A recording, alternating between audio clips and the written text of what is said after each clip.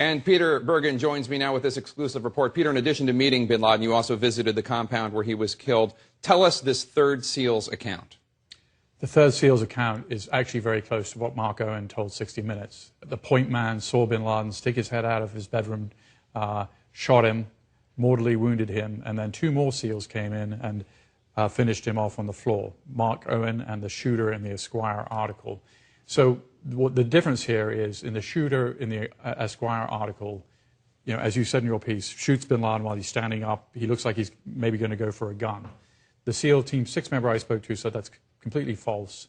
Bin Laden couldn't have reached for a gun because his guns were somewhere else, which they only found later.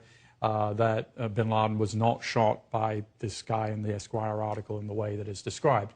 Now, Jake, of course, this all happened at night. They're all wearing night vision goggles. There's no electricity in the building or the neighborhood. It is a confusing situation. But that said, there seems to be a preponderance of people saying that the Esquire account is not an accurate account.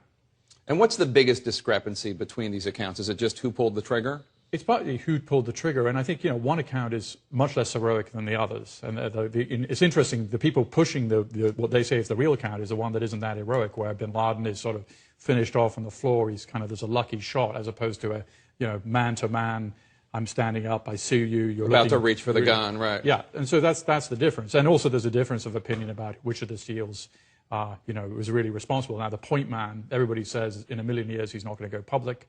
I don't know his name.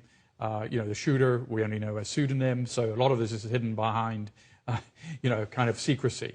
But that said, you know, we're getting a better account with every account in some senses about what really happened that night. We're never going to get to 100%. The building is demolished where this happened. You can't do forensic evidence.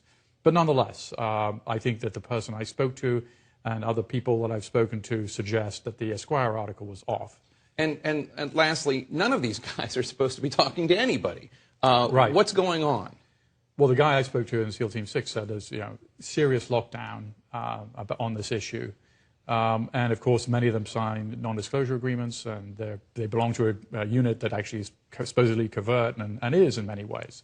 So what's going on? You know, this is a huge event. I mean, somebody said to me who was in SEAL Team 6, this is, you know, people had a Neil Armstrong moment. Right. And it's hard to process that. How do you deal with that? Some people deal with it by saying nothing, others by saying something which may turn out to be inaccurate. All right, Peter Bergen.